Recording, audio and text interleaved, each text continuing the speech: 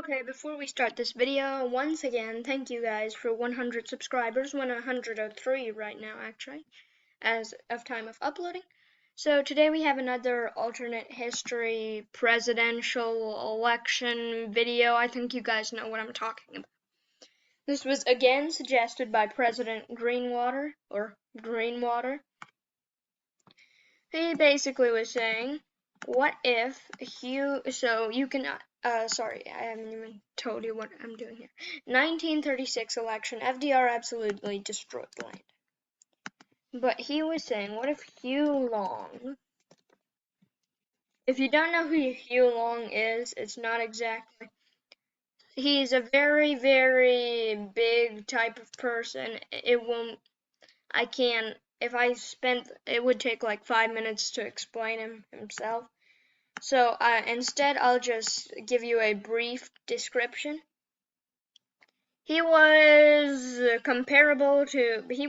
as he is called, the Bernie Sanders of his time, and that's pretty much it. He was a socialist. He planned to, democratic socialist, whatever you want to call him. He planned to run in 1936. He planned to run for president because he thought FDR wasn't redistributing the wealth.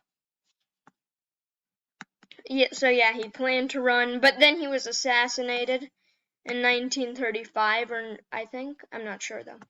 So then he said, what if Hugh Long split the vote and somehow gave Landon the victory? However, I doubt this would happen. Even if Long ran, I think it would be closer, but FDR still wins. But somehow he wins. Somehow Landon wins. He carries New York. He carries some very good. Maybe he does very good here. I don't know. There's no possible way for him to victory, but it happens. Okay. So then let's go here. Presidential. So that happened in 1936. Now Alf Landon is our president, and in 1940. They'd probably renominate him, and I'd say he'd be a pretty popular president, as Alf Landon actually supported many of FDR's New Deal policies. They'd pretty much still be FDR. So it would pretty much be a Republican FDR, the same thing. There would be barely any change, if there is a change at all, to what FDR was doing. Now, I honestly do think FDR would re-seize the nomination and go for a second time against Landon, and this time he would win because Hugh Long is not running this time. And he would pretty much, yeah, he'd win. But not as good as this, because obviously Landon would be quite a popular president.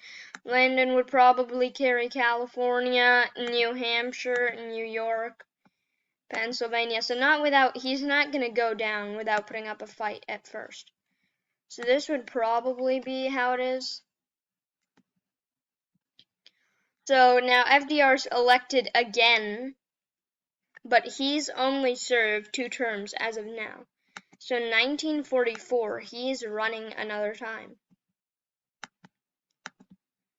Where do you get the new map? Oh, here. I'm USA Historical 1944. Here we are. So FDR is now running for his 3rd term, against Thomas E. Dewey. This would probably be the same map. Nothing would be changed here. Let's go to 1948. Okay, we're also going to assume he doesn't just randomly die because he got a 4 years worth of break from the stress, and many historians assume he died of the stress. So Franklin D. Roosevelt is running again. He probably still would. And Strom Thurmond does not exist. FDR would probably, why do I keep saying probably this time? I'm like, probably. FDR would carry New York, he would carry Pennsylvania, he'd easily win re-election. This would be the map. So if we go to 1952 now. Oh, and now the FDR's VP is George Wallace. I don't think he would have changed his VP. So, who would the Democratic nominee be? Because Harry S. Truman would not be it, but neither would his VP. Neither would his VP, what do you call it? I forgot. Oh, yeah. Neither would his VP, which was, I can't remember. Oh, yeah, Harry S. Truman. I don't know why I'm not remembering that name. So, in the end, the Democratic nominee would most likely, oh, what? What? Okay, I don't know what I did there.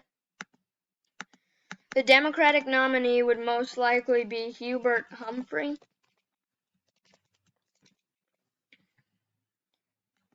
And the Republican nominee, would it be Eisenhower?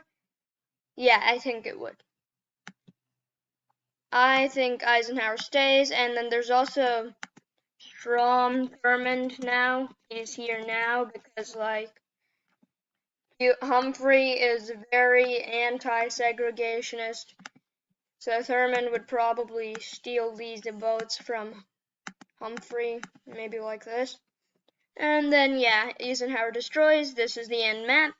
In 1952, Eisenhower becomes president in 1952. Oh my god, wrong one. 1956.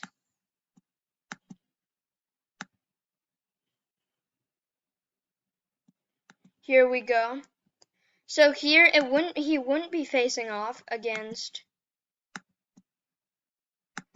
Adlai Stevenson this time. I'd say he'd be facing up against John F. Kennedy, as I don't know why I see that as a possibility. He would not have gotten absolutely destroyed, unlike Adlai Stevenson, who got absolutely destroyed. No, he'd lose California.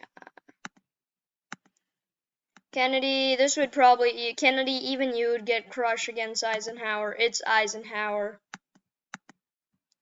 In 1960, I think we can see the same thing happening, where it's still Richard Nixon versus JFK. Let's take Harry F. Bride out. Richard Nixon versus JFK. I, however, would say that JFK would lose the election. He'd fail in most likely Michigan, Illinois maybe, Pennsylvania as well. So then this would be the final map. Richard Nixon elected president. Now we're going to 1964, where he's running for re-election. This time he is not facing off JFK, but he is facing off a Kennedy. And that Kennedy would most likely be Robert Kennedy.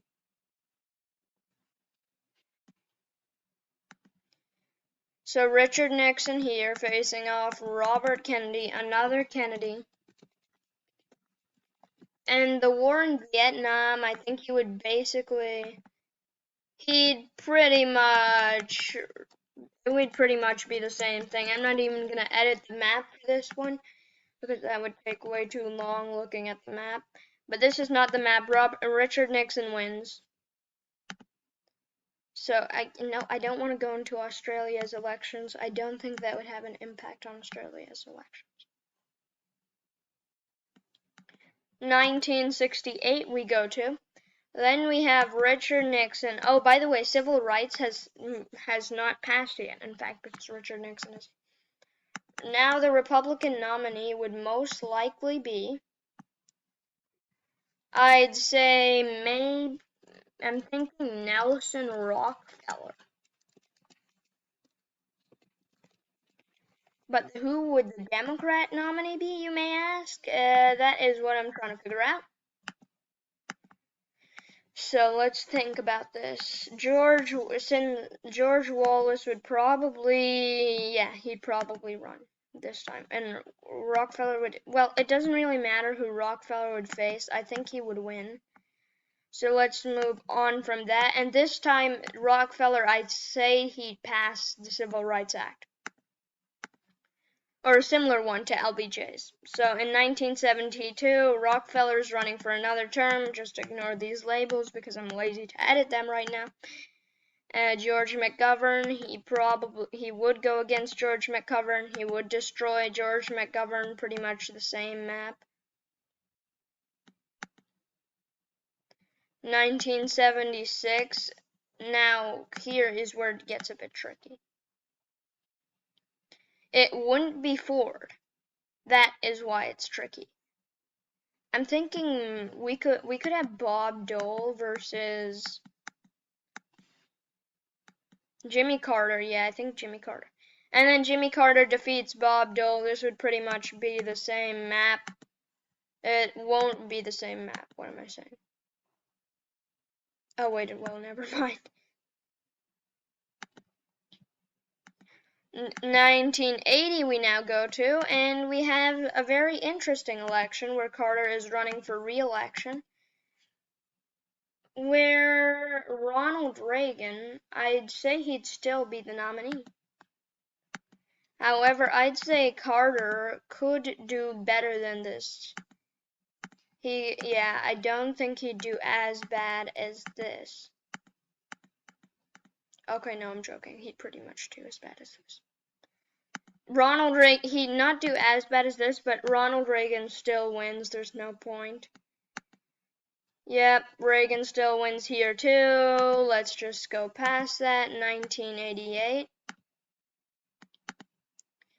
George Bush would probably, I'm saying probably so much. George Bush would not be Reagan's VP, most likely.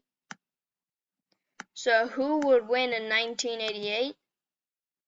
The Republican nomination? I am going to go with,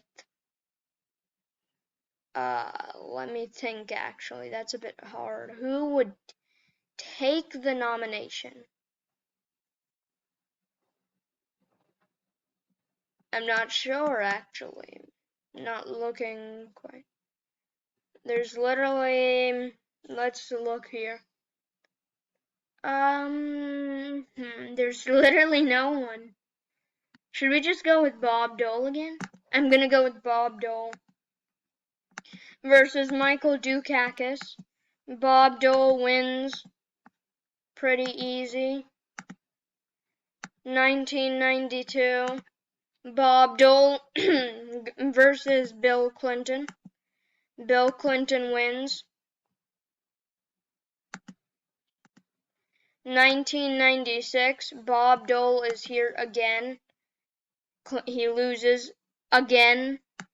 This time the Democrats go around really popular at this moment. So in 2000, I'd say Al Gore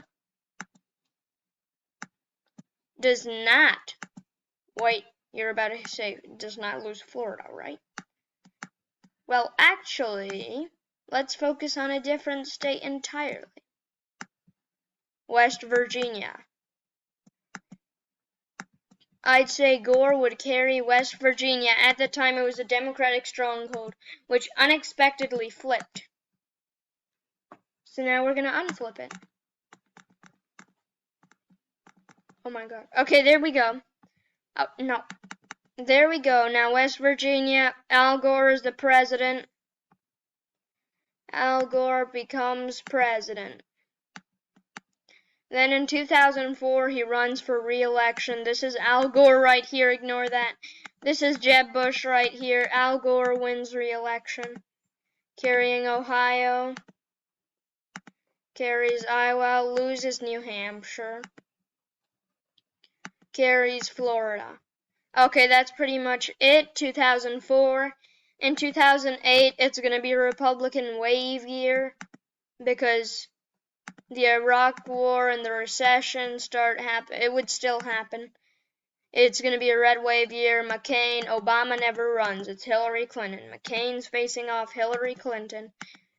Virginia and North Carolina never become swing states. Always my favorite point when Obama's not the nominee.